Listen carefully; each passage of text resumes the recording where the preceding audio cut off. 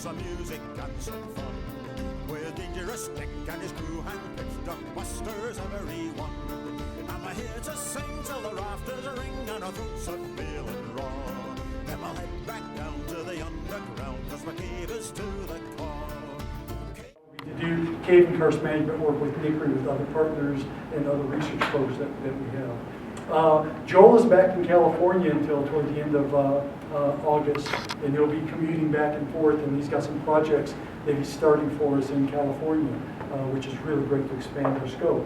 Our third person that we hired, she started today and she's sitting right back there, is Vicky Gonzalez. Vicky comes to us to fill our role of Operations Division Director. We have a technical division, research, education, and so forth, but we have the operations side that deals with the administration, the money that makes all the research and the fun stuff possible. So, Vicky's going to be directing that program, giving us a lot of administrative guidance and relief that we've needed for many years. So I'm really pleased to have these three great people working with us now. So, anyway, to get into the program itself, this is from the UMAI website. UMAI is the Mexican Union of Speleological Organizations. It's essentially the NSS of Mexico. And it's in Spanish, but it basically says that Mexico is recognized for having many of the world's largest and most diverse caves. And it mentions some Sistema Huautla, where'd you go? Someone just came back from there. Sistema Oxbalha, the longest underwater cave in the world. Sótano de las Golondrinas, that giant pit, that you see here, and there's a couple of people hanging down this 330-meter deep pit. And then Cueva de los Cristales at Naica, that many of you have seen with the giant crystals. Sistema Cheve, another giant system right next to Huautla. So when cavers think of Mexico, they think about these big, spectacular caves. I thought, let's talk about something else. And part of my goal was to introduce my Mexican friends to caves that they may not know about or may not have thought about in a long time. So I'm talking about small caves. And I'm giving you a couple of examples from back home in Texas. The photo on the left is Friesenheim Cave. You're seeing about 80% of the cave in this photo. Not very big. This is one of the most paleontologically important sites in North America. You can't judge a cave by its size. The cave on the right, Russell Tooth Cave, for that scale bar, that's 10 meters. It's a whopping 10 meters, so that's maybe a 30-meter long room. In the big parts, you may be able to stand up this high in that cave, all right? For all the hoopla that's justified about the Bad-Plated Carlsbad Caverns, this cave is far more biologically important than anything we have here in New Mexico. There are 5 federally endangered species living in this cave, 2 other endemics known only from this cave. It is the most biologically diverse cave in all of Texas, one of the most biodiverse caves in the country. So you can't judge a cave by its size. And certainly we love our big and spectacular caves, but the smaller ones can be interesting too. So let's think about some caves around the world and in Mexico. I just wanted to introduce this in that one of the projects that NICRI has been working on is the World Karst Map, and we published it with some partners. The project was led by some good friends in Germany. And so this is the latest, greatest version of the karst areas of the world. And if we zoom into Mexico, the conference was held right here in Hermosillo and Sonora. And in blue, in various shades of blue, we see various flavors of karst. And some major caves are very roughly located here. Sistema Huautla is A79, Carlsbad Caverns is A20. And so here we are. And anyway, so let's look at the 3 caves I want to talk about. And we'll follow them kind of in north to south order. La Gruta de Carrizal, north of Monterrey. Grutas de Tolantongo in central Mexico, about 80 kilometers north of Mexico City.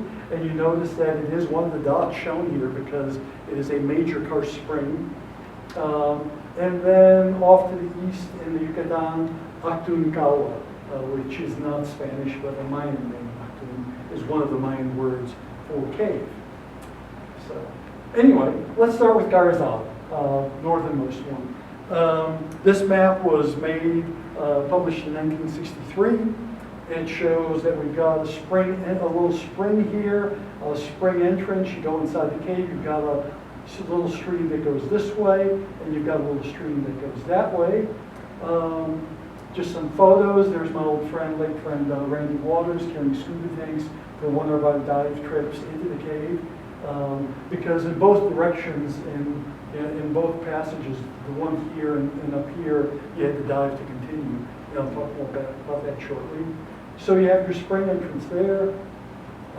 Then you have this upper entrance over here, up on the hillside, over there. But there's an old house right near the spring entrance, and still near that house there's this sign that says danger, the cave is contaminated. The cave is notorious for histoplasmosis.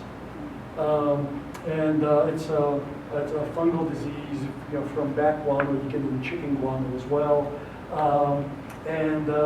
I've been quite lucky. I've been there many times. I've never had any problems with histo. But a lot of people have been there. It has been tested. It's not a matter of just speculation that someone coincidentally got sick. But no, the cave has been tested. There's histo throughout, and lots of people have been sick there. So warned you, danger. But hey, what do we know? Just years. We went in anyway, and again, fortunately for me, and the people I was working with, we never came down with histo. So let's do a little bit of a tour of the cave as we go up the larger passage. Nice, comfortable walking passage, easy stroll, small stream, and the channel off to Randy's left there. The cave is geologically well behaved. What I'm showing here with the yellow lines is that you see the dip of the rocks here in yellow. Well, the cave is going horizontal along that dip. It's called the strike. And so when you have caves that are formed down right at the water table, they tend to form along strikes. So the cave is geologically quite well behaved, and that's it. We want our caves well behaved up to a point. We want to maintain some interest. We don't want them to be too predictable. So as you go further upstream, the cave gets a little bit smaller. You see some speleothems, what have you. There's vandalism. The cave is locally fairly well known. And then you get to the sumps.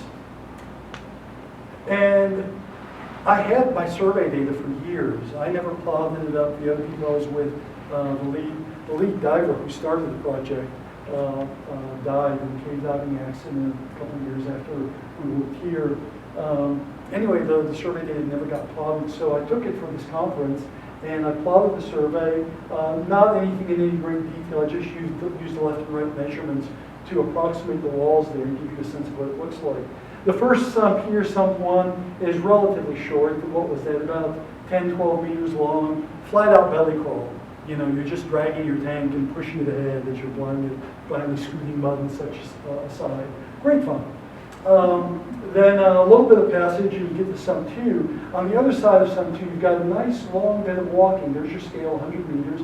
So you've got a nice section. Some really beautiful stuff here. We didn't have photos. Don't have photos. I didn't own an Iconis camera, which is the waterproof camera, the diving camera back in the 1980s. So this is completely unphotographed, and no one's been back there, as far as I know, since I surveyed it with the others. We did a couple of trips there. We got to sump 3, which was relatively short, and then past sump 3, the others who were with me on the very last trip decided, okay, we've had enough, time to go. And it's like, the cave keeps going. So I kept going, and then I dove into sump 4. I found it there, and so this is just an outline because we didn't survey it properly. Sump 4 just got low. I shoved myself as far as I could in there. The regulator, the helmet were getting pulled out. I was trying to push myself forward. I turned my feet to one side or the other. I couldn't even turn my feet upright. So it was flat out, too tight to get through. That was, 1982.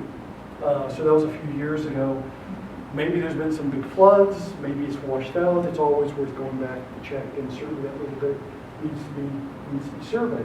So that is going up that side. Now we had another passage though, another sump right here, and that went straight as an arrow pretty much. Went back there about 50 meters, and then it dropped about 12 meters, water-filled pit, and then slowly swam on up the other side, had a good bit, about 150 meters of air-filled passage, right in through here, and then went down deep again, and it came up into a breakdown chamber. Couldn't find a way on past the breakdown. And for various reasons, again, I was the only one really pushing that. I did most of it solo. And so it remains unsurveyed to this day. So anyway, that's the look of the cave right now. As far as we know, it's the first complete map, if you want to call it that, even though it's not all surveyed. But what's interesting about this cave? The big thing is that you've got two stream passages, as I mentioned. One is about 24 degrees Celsius, but the other one is 32 degrees. I've never been in a cave with two different, significantly different stream temperatures. A warm and a cool stream. Now 24 is not really very cool. What is it? It's like 74 Fahrenheit, you know. But still, relatively speaking, you know, 32 is, what's that? 32 is about 90, something like that, 90 Fahrenheit. And so this is, there's some differences here. Why do we have two different temperatures? So that's been a question that's bugged me for a long, long time. So,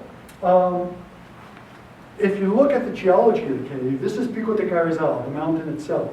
The mountain is what's called a wacholith. Essentially, you had an intrusion of magmatic rock, similar to granite. It's a diorite that pushed its way up, lifted the limestones, you know, that were covering it. The limestone eventually got stripped away, eroded, until you had just this little, oops, come on, wrong way. Here we go. Until you just had this apron of limestone left around the edges. All the limestone that was up here got eroded off. And so, so you've got this, like I say, this apron of limestone going around this mountain. So, if we plot this in Google Earth, a nice tool we have now that we didn't have in 1982, we can plot the cave location. In blue is the cool stream. It goes under, and let me cut back the light stand a little bit. Over here, and you can see that it comes down toward the creek bed, toward another stream. And intuitively, as cavers, we think, aha, back entrance, except you're about 100 meters, you know, below the ground surface at that point. So not necessarily a back entrance. But more significantly, what I found was that, and this is my estimated dive distance based on dive line, that the warm stream passage goes right to the limit. That breakdown chamber is right at the limit of where the limestone and this volcanic, this igneous rock should occur. And so intuitively then you would say, well, you know, it's igneous. It was molten at one point, therefore it should be warmer. Maybe, but I mean, this intrusion is like 60 million years old. You know, is it still warm? I don't think so, but I don't know. So I think it would be a fun cave to go back, take a look at, do some detailed water chemistry, some other studies, go back and re-dive and survey some more, and try to figure out what's going on. Why do we have this interesting little two-temperature cave? So that's the summary of Carrizal. And if you want to go there from here, it'll take you about 10 hours of driving. So now, if we go into central Mexico, which is a lot further south, a lot more driving, you've got Mexico City down here, and then centrally in the state of Hidalgo, you have Grutas de Tolantongo. It plots up on Google Earth, and that's what this is from. And it's right on the edge of the high desert, central desert plateau in Mexico, with the much wetter ranges, mountain ranges, off to the east.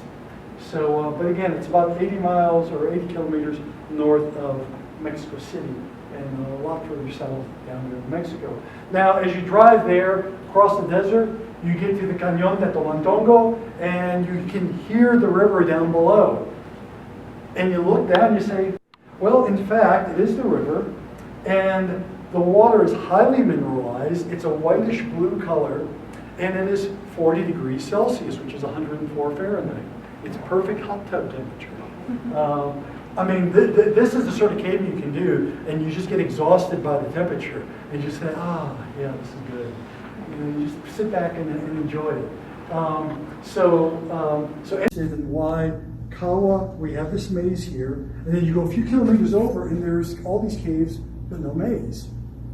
And so, because I know we have these isolated patches of caliche, it could be that water was trying to rise up, not necessarily from a great height here, but still water was trying to rise up. It couldn't, it formed this hypogenic type of maze pattern. The caliches also keep the water from coming down to form speleothems. So, hypothesis needs to be tested. I'm hoping I can put together a project and get some good funding to do analyses. And someone who really understands. I'm a hydrogeologist. Ask me about water. Don't ask me about the rock. You know, I'm into the absence of rock.